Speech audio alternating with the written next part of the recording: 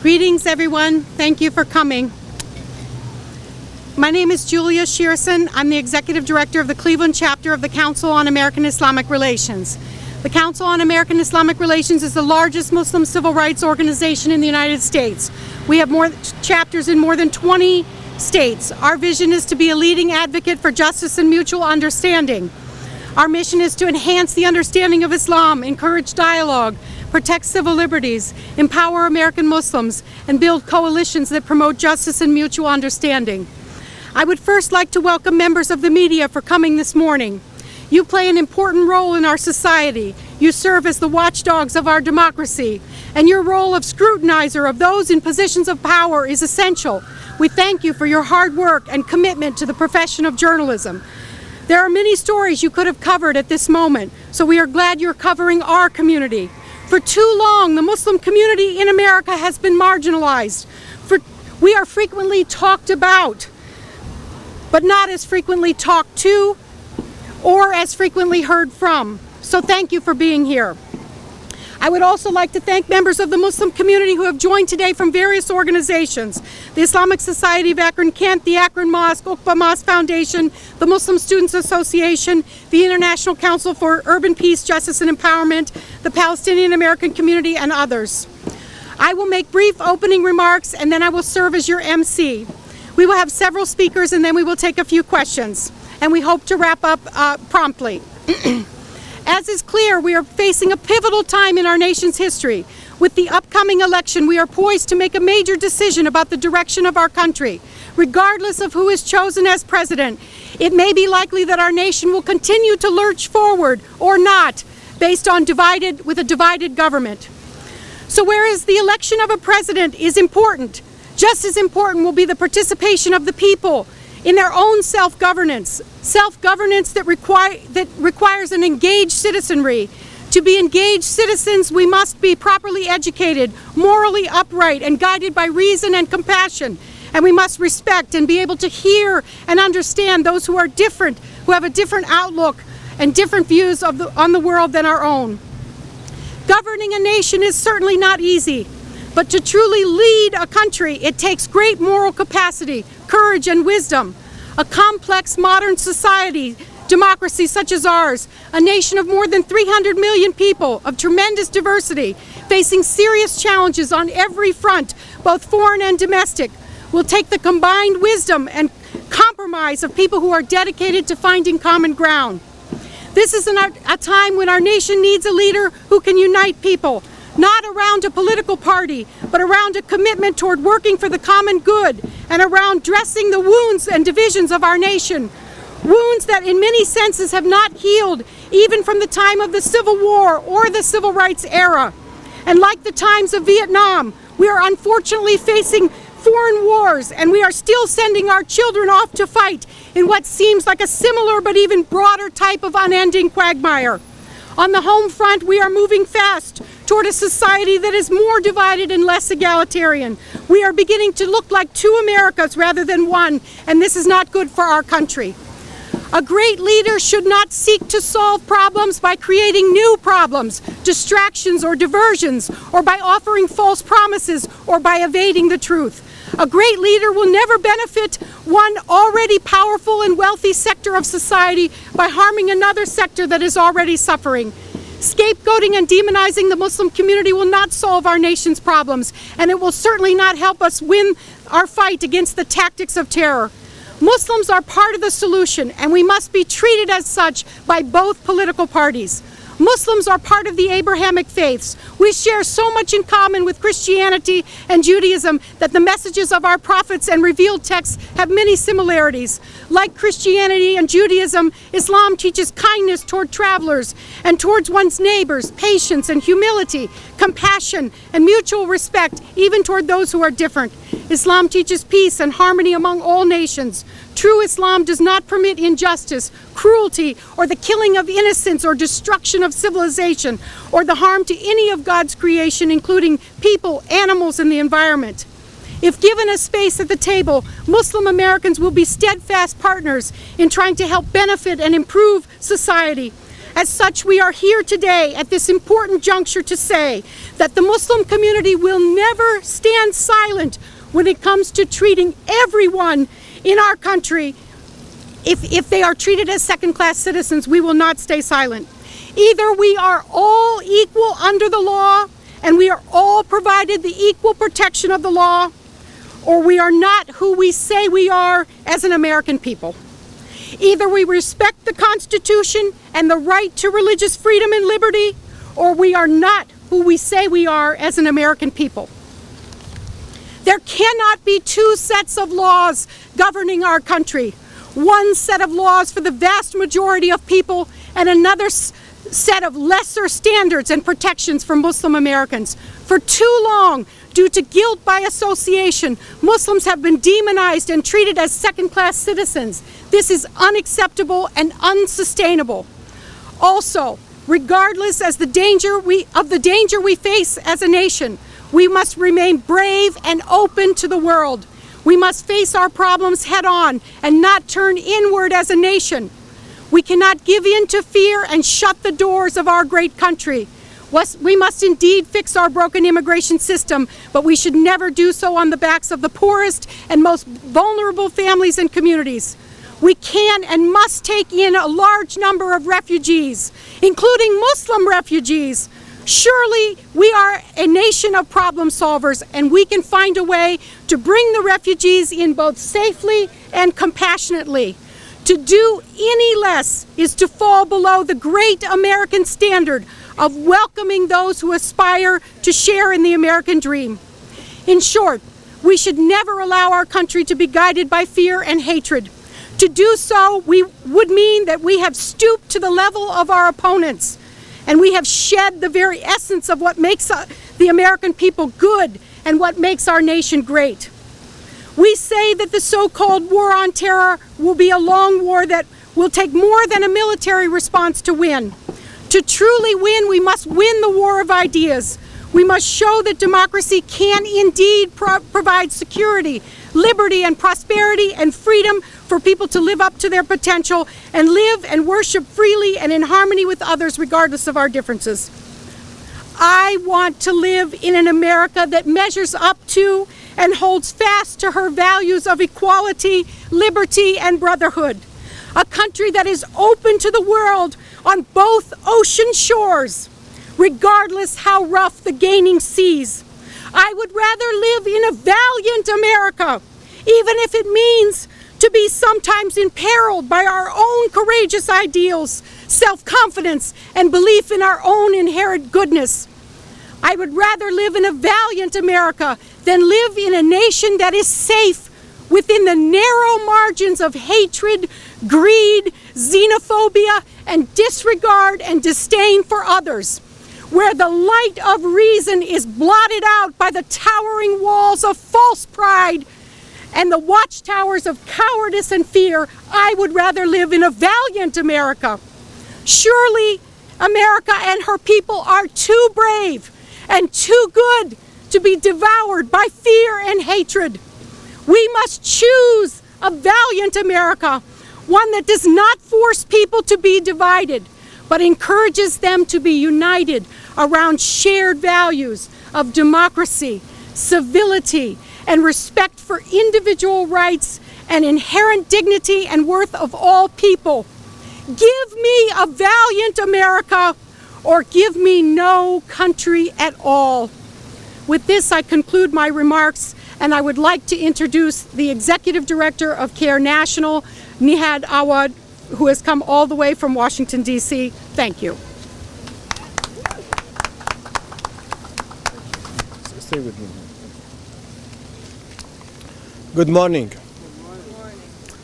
Thank you so much, Julia. Thank you all for coming. My name is Nihad Awad, Nihad Awad. I'm the National Executive of CAIR, Council on American-Islamic Relations, America's largest Muslim civil liberties and advocacy organization. I came all the way from Washington, D.C. to deliver a message similar to the message that I will deliver at the DNC in Philadelphia. We are a nonpartisan advocacy organization. We are very concerned about the direction our country is going. So I have few remarks to share with you. For too long, the Republican Party has been using fear as a political tool to drive wedge between American Muslims and other Americans. Such religious bigotry hurts us as a nation and it impedes the fight against terrorism. The Republican Party has become the political epicenter of Islamophobia in this year's election and generally across the nation. As Americans, we cannot allow hatred of any one religious or ethnic minority to exist. Hatred of one community only permits the hatred of other communities. Such a hatred is a moral sickness and something that we must reject together. Our political leadership should be held to a higher standard than this. Our national government was designed to protect the religious and free speech rights of every person residing in the United States. Today, we are calling for equal and fair treatment from the Republican Party, its candidates, and its platform. We're here to remind Republican Party convention delegates that American Muslims are part of this nation's fabric. Having been here for generations before the founding of our nation and having fought for its establishment, we are your neighbors, doctors, engineers, business owners, teachers, PTA members and students, shopkeepers, scientists, members of the armed forces, PTA members and students. We are calling on the Republican Party to unite our nation as a country of many diverse communities working together for the common good. Donald Trump has sought out the extreme voices of hatred in our society. He has embraced the discredited leadership of the inner core of the U.S. Islamophobia network, seeking them out from the margins of our society and bringing them into this year's election, hiring them as key advisor and campaign spokespersons. Too often over the course of this election, Republican presidential candidates have pandered to those in the inner core of Islamophobia leadership and their supporters with proposals like patrolling the so-called Muslim neighborhoods, surveilling and shutting down mosques, and openly questioning whether a Muslim can serve as president. Recently, former Republican House Speaker Newt Gingrich, in a failed last-ditch attempt to secure Trump's vice president's pick, called for an inquisition of American Muslims, demanding that they reject the core principles of their religion, Islam, or be deported even if they were only U.S. citizens. These very proposals run counter to American values of inclusion, respect for one another, as well as our foundational laws, including the U.S. Constitution. The First Amendment alone nullifies more than half of these outrageous and morally reprehensible proposals, including Gingrich's. Proposing such widespread surveillance runs counter to the Fourth Amendment. Likewise, Ben Carson's proposed religious litmus test of Muslims for presidency would violate Article 6 of the United States Constitution. Such scapegoating has no place in this election or American society. As the Republican Party's presidential nominee, Donald Trump has proposed registering all American Muslims in a federal database, making Americans of the Islamic faith carry special IDs, ban Muslim travel to the U.S., surveil and close Muslim houses of worship, and falsely claim that Islam hates America and that Muslims have hate in their hearts. He lied about Muslims celebrating the events of 9/11 and repeated the debunked myths of past American military leaders would quote bullets in pig's blood as counterinsurgency strategy. We're asking RNC delegates, what is the purpose of Trump spreading such fear and hatred of Muslims? What actions will this lead us towards as a nation? These proposals do not solve anything when it comes to the threat of terrorism. They do not make us any safer.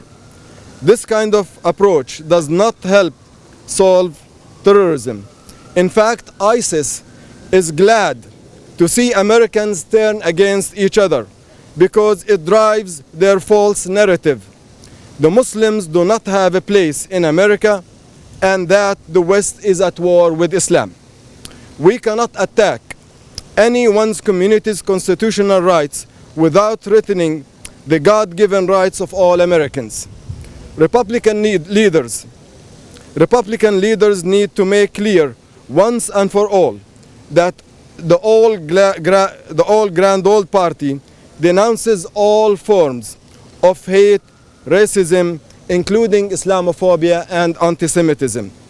Republicans should take more steps to ensure that Muslims are welcomed back in their party as soon as possible. In the year 2000, 78% of American Muslims voted for the Republican Party, but fled the party en masse once too many in the party informally adopted the use of Islamophobic political rhetoric and policies. Today, only 15% of Muslims vote Republican. I am sure it is not acceptable for the Republican Party to lose the Muslim votes. If the Republican Party is serious about its stated goal of working in this election to secure votes from minorities, we are calling on the GOP to once again work to make inroads into the Muslim community and publicly accept the support of its Muslim party, of its Muslims in the Republican Party. If the Republican Party continues to endorse candidates that spread fear and lies about Muslims in support of policies that will harm America's diverse cultural fabric, as well as the Muslim community, they will do so at risk of losing such key elections. Muslims, like Hispanic and Latino communities, are well placed in key swing states like Ohio, Virginia, and Florida, and have the ability to tip close elections. Ladies and gentlemen, Islamophobia is an irrational and manufactured fear in America. We are calling on the Republican Party leaders to fulfill their moral obligation to reject such vile hatred and division. Because Trump has such long-standing business relationship in the Muslim world, he has made millions of dollars out of partnering with Muslims in the Middle East and other Muslim countries. He has friendship with Muslim elites. It is questionable whether he really fears American Muslims and Islam or just using such fear as a divisive tool to get out the vote from the hateful margin of society. We as a nation are in need of leaders who can use their trusted platforms to dispel such stereotypes and misconceptions and educate those who would otherwise not hate. We recognize that terrorism and violence is a serious problem that we face as a nation together. But we also understand that terrorism has no faith or race or ethnicity. We also acknowledge that the vast majority of the victims of terrorism are Muslim, and the ones who are fighting ISIS are mainly Muslim nations and Muslim people. America should not be seen as turning its back on the universal values of freedom, pluralism, equality, and justice for all those who call this great nation their home. For many years, CAIR and other community members have worked to challenge the rising tide of anti-Muslim bigotry. Until Republican Party leaders can denounce intolerance, hatred, and Islamophobia, CAIR and the Muslim community will continue to create conversations like these in the hope of better uniting this nation of ours. As a satirical and creative response to the growing tide of anti-Islam during this election, we have developed and distributed Islamophobia. It's a cure to what ails the hearts and minds of those afflicted by Islamophobia, especially this year with scapegoating of American Muslims, as well as other US minorities. While we believe that Islamophobia is a funny product, Islamophobia is serious and has serious consequences. We have brought 1,000 packs of this sugar-free, sweet for the soul Islamophobia chewing gum. And we're going to distribute it to the party goers. We're going to give it to our friends. And we promise you it's a very effective fake medicine. I just want to add, it's in its maximum strength formula. It treats blind intolerance, unthinking bigotry, irrational fear of Muslims, and U.S. presidential election year scapegoating. So take 2 Islamophobia and call a Muslim in the morning. So we believe by doing so, we can engage the people on the ground to have an honest conversation about Islamophobia in America, and hope that we change the perception of our fellow citizens of Islam, Muslims, of course, their neighbors. I will conclude by saying that the Republican and Democratic parties alike must challenge themselves to enhance this conversation and engage the American Muslim community with respect and dignity. And we call on the Republican National Convention delegates here today to realign the party's platform to promote a more inclusive society. We pray for the safety and stability of our country. We pray for peace here at home and around the world. Thank you.